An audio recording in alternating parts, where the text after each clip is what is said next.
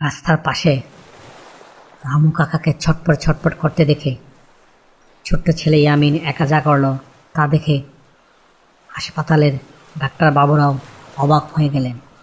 বিকালবেলা গ্রামের রাস্তায় চারিদিকে পাখির ডাক আর মনোরম পরিবেশ বিরাজ করছে। ইয়ামিন স্কুল থেকে বাড়ি ফিরছিল, হঠাৎ সে দেখল রাস্তার পাশে গ্রামে এক বৃদ্ধ রামু কাকা তার ভ্যান গাড়ির পাশে মাটিতে বুক চেপে বসে আছেন আর যন্ত্রণায় ছটফট ছটফট করছেন। ইয়ামিন ছুটে গিয়ে উদ্বিগ্ন গলায় বললেন, রামু কাকা, রামু কাকা, কী হচ্ছে আপনার? আপনি এভাবে মাটিতে বসে আছেন কেন?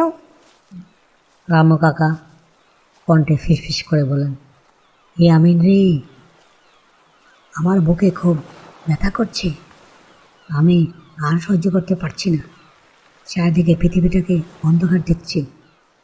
ইয়ামিন ভয় না পেয়ে দৃঢ় গলায় বললেন, রামু কাকা, আপনি একদম চিন্তা করবেন না, আমি আছি তো, আপনাকে এখনই হাসপাতালে নিয়ে যাব। ইয়ামিন আশেপাশে কাউকে না পেয়ে নিজেই রামু কাকাকে কোনো মতো ধরে ভ্যানের পিছনে শোয়ালেন। তারপরে ছোট্ট ইয়ামিন নিজের সব শক্তি দিয়ে ভ্যান গাড়িটি চালিয়ে হাসপাতালের দিকে রওনা হলেন। হাসপাতালের চত্বরে পৌঁছে ইয়ামিন ভ্যান গাড়িটি নিয়ে হাঁপাতে হাঁপাতে হাসপাতালের সামনে এসে বসল।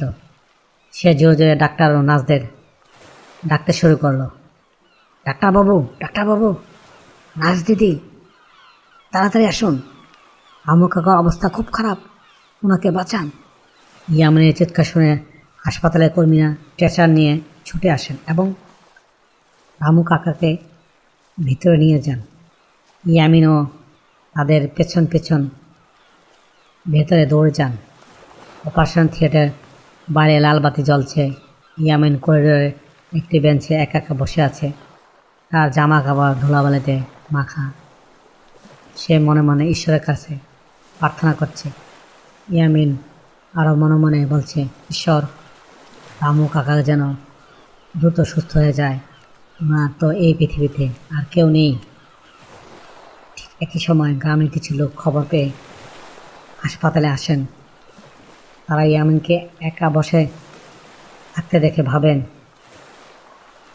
ইয়ামিনে বুঝি কিছু হয়েছে। গ্রামের একটি লোক হাঁপাতে হাঁপাতে বলেন, আরে ইয়ামিন, তুই হাসপাতালে কেন? তোর কি কোনো কিছু হয়েছে বাবা? অ্যাক্সিডেন্ট? ইয়ামিন মাথা নেড়ে বলল, না কাকু, আমার কিছু হয়নি। রামু কাকা রাস্তায় অসুস্থ হয়ে পড়েছিল, তাই ওনাকে নিয়ে এসেছি। অপারেশন থিয়েটার আলো নিভে গেল। ডাক্তারবাবু বাইরে আসেন এবং ইয়ামিন ও অন্য গ্রামে অন্যান্য মানুষ ওনার দিকে এগিয়ে যান। ইয়ামিন বলল, ডাক্তারবাবু, রামু কাকা এখন কেমন আছেন? ডাক্তারবাবু ইয়ামিনের মাথায় হাত বুলিয়ে মুখে মৃদু হাসি সুরে বলল, রামু কাকা এখন একদম বিপদমুক্ত।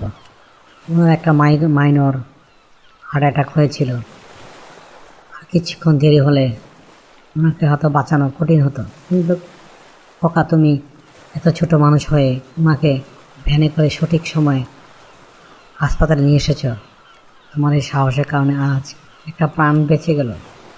গ্রামের মানুষ ইয়ামিনের এই বীরত্ব দেখে অবাক হয়ে গেল এবং সবাই তাকে বাহবা দিতে থাকে। এদিকে রামু কাকা বেডে শুয়ে আছেন, ওনার জ্ঞান ফিরেছে। ইয়ামিন ওনার পাশে গিয়ে বসল। রামু কাকা ইয়ামিনের হাত ধরে কেঁদে ফেলল, ইয়ামিন, আজ তুই না থাকলে এই বুড়োটা মরেই যেত রে। তুই আমার নিজের ছেলের চেয়েও বড় কাজ করেছিস। ইয়ামিন একটু হেসে বলল, এরকম কি বলছেন রামু কাকা? আপনি সুস্থ আছেন, এটাই আমার সবচেয়ে বড় আনন্দ। এখন ডাক্তারবাবু বলেছেন আপনাকে কিছুদিন হাসপাতালে বিশ্রাম নিতে হবে।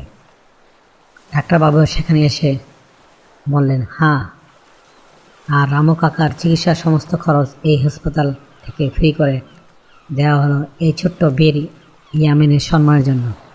পুরো কেবিনে সবাই হাততালি দিয়ে ওঠে। ইয়ামিন লজ্জায় বতী হয়ে আর একটু বেশি হাসে এবং বলে, হ্যালো বন্ধুরা, বিপদে যে মানুষের পাশে দাঁড়ায় সেই প্রকৃত হিরো। হ্যালো বন্ধুরা, আজকের গল্পটি কেমন লাগলো কমেন্টসের মাধ্যমে জানিও। আর যদি গল্পটি সত্যি ভালো লাগে থাকে লাইক, শেয়ার এবং সাবস্ক্রাইব করো। আবার দেখা হবে অন্য কোনো গল্পে। Thank you for watching. Please subscribe.